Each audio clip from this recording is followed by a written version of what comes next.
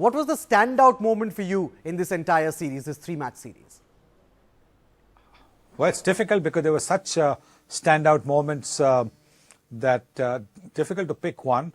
But I would think, the standout moment for me was Kedar Jadhav getting 100, and then Yuvraj Singh and Mahendra Singh Dhoni's centuries. I think those were the standout moments because, with Virat Kohli, you expect him to get 100 just about every time he goes into bat. But for Yuvraj and MST, they'd been out of the game for a bit. For them to come back in such a tremendous manner, and Kedar Jadhav showing he is probably the finisher that India has been looking for to replace Mahendra Singh Dhoni. So I think those 300s were for me the standout moments. Right, Mr. Gavaskar, I'm glad you brought up Yuvraj Singh and you mentioned him. The way UV has managed to somehow look in most parts like the Yuvraj of old, did that surprise you in any way? No, not at all, because, I know of the hard work he's been putting in during the off-season. It's not just, when your season is on, but the pre-season training that he's been doing. I know of that. And the fact that, he's always had the talent. And he showed that, age is just a number.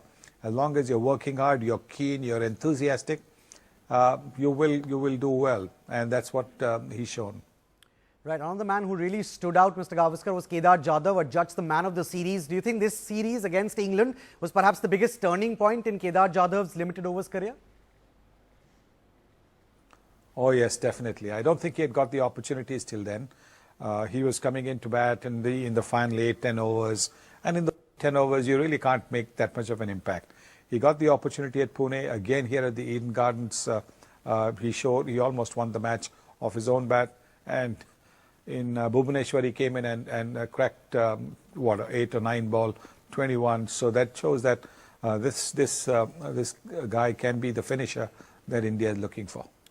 All right, we've spoken about the positives, Mr. Gavaskar. Let's talk about the negatives, if I can call it that. The Champions Trophy will be played in June this year. This was the last ODI series that India would play before that big trophy where they go in as the defending champions. The big areas of concern, according to you, at this time? Well, I think the opening batting has been a little inconsistent. So hopefully with Rohit Sharma coming back, at least one part of that opening partnership puzzle might be solved. And then I think we've got to look at the death bowling. The last 10, 12 overs cost India quite a lot. So I think if they can sort that out, get somebody who can bowl well in the death overs, they'll be able to save themselves a lot of runs if it's a matter of chasing. All right, let's break up those two negatives, if I can call it that again. Yes, that's why I said the opening is a bit of a worry. But I would still look at a left-hand, right-hand combination because, that's always good to get those extra runs for wides down the leg side. Because what is a good delivery for a right-hander becomes a wide down the leg side for a left-hander. So it's never easy for the bowlers to have that, control all the time.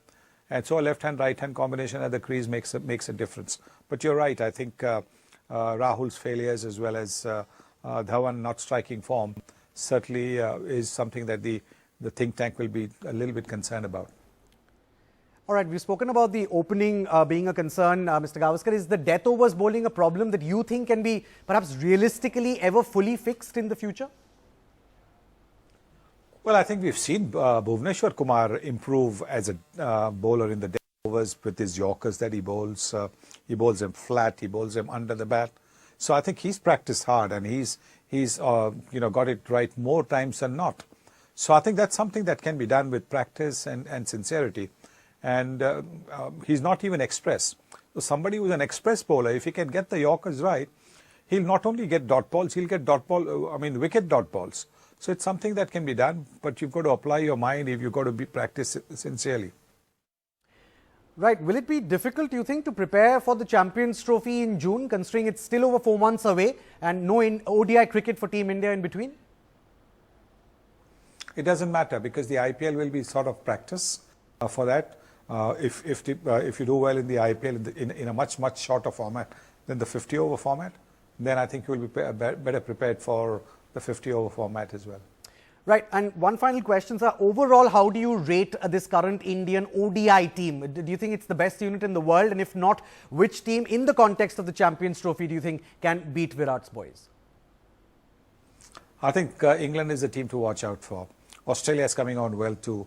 But I think England will be very, very difficult to beat. If they do not win the Champions Trophy in their home conditions with the kind of attack that they have got, with the kind of depth in their batting like we saw in the game today at the Eden Gardens, then there's something seriously wrong with their temperament more than anything else. But I think they are the